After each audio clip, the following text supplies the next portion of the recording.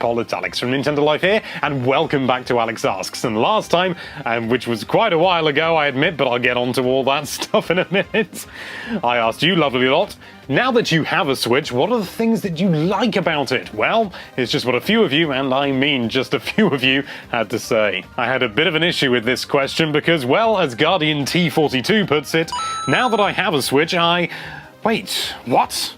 It's not out yet. What is this time paradox tomfoolery that you're doing, Alex?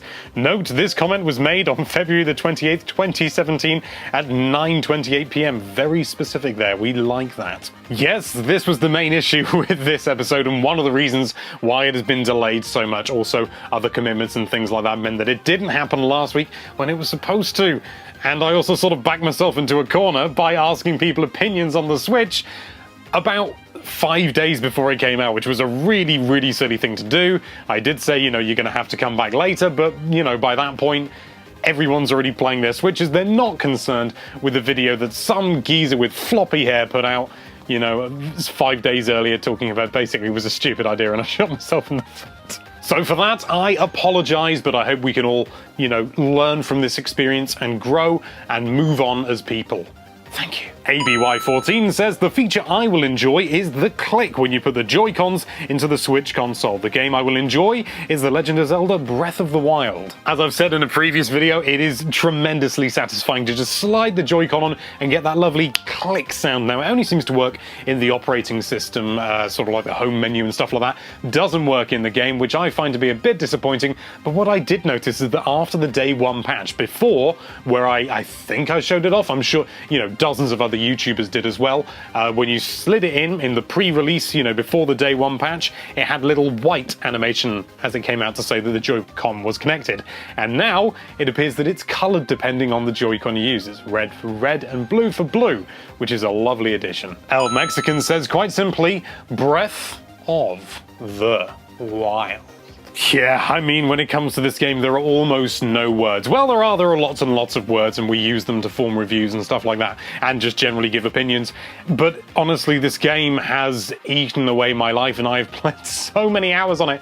And, not wishing to give too much away, maybe mini spoiler. If you're worried about spoilers, I'm just gonna, sort of stop the video and jump to the time at the bottom of the screen when this bit will be over. Is it done? You passed? Good, okay. Mini spoiler, now that I've completed the game and it shows my percentage, I've done 26%. I've sunk like 75 hours into that thing. No, in fact, it's 80 now. Yeah, it's scary. YouTube's... No, I can't read it out, I can't. No. Wesley Whiteside, a bit of a veteran of this series, good to see you around, said, I'm looking forward to HD Rumble. So far, the only games I played have had very weak Rumble input. I'm hoping this is not common. As I'm sure you all know, HD Rumble is out there, and it is a lovely thing indeed. There aren't too many games that really use it as a gameplay feature, more as just sort of immersion and stuff like that. Things like Fast RMX, I think, uses it really well. It really gives you the sense of, like, grinding over a surface and stuff like that. It's really good. I really enjoy it. HD Rumble can stay as far as I'm concerned. Nathan Squire says, how many toes do you have? I've 10 toes. 5 on each foot. Stinky Nacho says, I have a Switch and I love it. My favorite features are the fact that I can play in so many different ways. I can play with the Joy-Cons separated for a more relaxed feel, or play them with the grip for a more traditional feel. And the fact that I can play full-blown AAA game home console games anywhere I go, it's just so nice to be able to pick up my Switch from the dock and continue playing wherever with it. And it is... That's the beauty of the whole system, to be honest. I've had it numerous times now, and it's a little bit embarrassing in some ways, where I've been playing Zelda, and then I pick it up and I take it downstairs, or, I go somewhere else with it, and I'm playing, and then I come back up and I stick it back in the dock, and I think to myself, I've left my Switch on downstairs playing Zelda. I just don't, I don't yet have it in my brain that the Switch is a home console and a portable. I think that they're two separate devices, and that is the beauty of it. It's beautiful, it's wonderful, and it's sexy. Alucard0811 says, best feature I am looking forward to, have to go to the toilet, take the Switch with me. Have to cook some food, not to start playing Zelda, just take the Switch with me into the kitchen. Too lazy to get out of bed, just play in bed. Finally going back to work after 2 weeks of the flu, after some dodgy Chinese food. In inverted commas, it's definitely not called Breath of the Wild in various circles. Yeah, just take the Switch on the bus, and my boss can't see if I have my Switch under the table playing while staring at my screen. You shouldn't be doing that when you're supposed to be working. Bad. Mage's Mask says, I don't have a Switch yet because of money-related reasons, but I'm looking forward to playing Zelda, Splatoon 2, and ARMS. And Super Mario Odyssey is probably going to be good too because, well, you know, it's Mario. As for features, I'm going to sound really boring, but the whole idea of playing a game like Zelda Breath of the Wild on the go is amazing to me, which is the reason I'm getting it for the Switch and not the Wii U. That does seem to be the general consensus across the board. It's just the fact that you can play such graphically wonderful and just deep games, because, you know, we've had games similar maybe in scope on the 3DS with things like Xenoblade Chronicles 3D.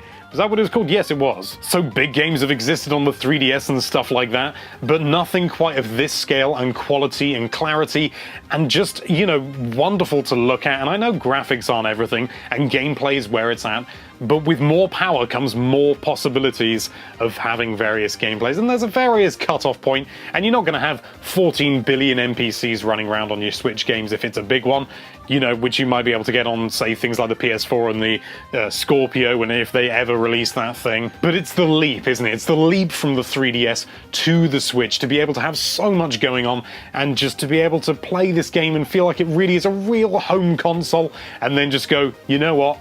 I've got to pop, you know, on the bus, or I've got to go in a taxi. Notice how I specified transport, where you don't need to actually control it yourself, because you should not play the Switch and drive, because, well, that's even worse than Pokemon Go, if I'm honest. Brunweir Doge says, why would I ever need a Switch when I have a Dreamcast VMU? You know, the more and more I look at it, two VMUs together actually does look like a little gamepad, doesn't it? You got the, you know, these two control methods, and they're not sticks, but, you know, you got your buttons. Why did they never do anything with that? Well, maybe they did, I don't know. Violet Queen of Moths says, I'm looking forward to the feature where stores actually have the Switch in stock. Oh, it's been a catastrophe for stock levels, hasn't it? And to be honest, for Nintendo, that is a dream come true. They don't want loads of stock hanging around of the Switch. They want to try and shift it, and, you know, they've doubled their production recently. They want to get more Switches out there because they know people want to buy them. It's happening, guys. Nintendo's back. Hopefully. And finally, our good friend Portal King says, turning my Switch into a baby that won't stop crying.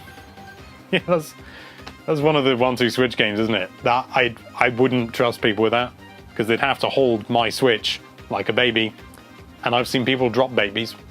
And that's my baby. Massive thanks to everybody who left a comment. Unfortunately, I can't read all of your comments out because most of them were about Netflix anyway, and not what I asked. But again, that was my issue, not yours. Yeah, it was me. Sorry. But you do have a chance to get one of your comments read out in the next episode. And so, my question for you this week is, what is it about Breath of the Wild that makes it so good?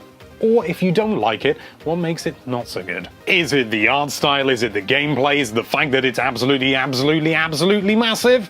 Is it the fact that it's got loads of shrines? Is it the, you know, other stuff? Let us know down there in the comments. Thank you so much for watching. If you like this video, then why don't you put 2 subscribe buttons together to form a little VMU Switch hybrid?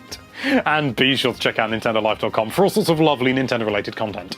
Thank you again for watching. Bye-bye.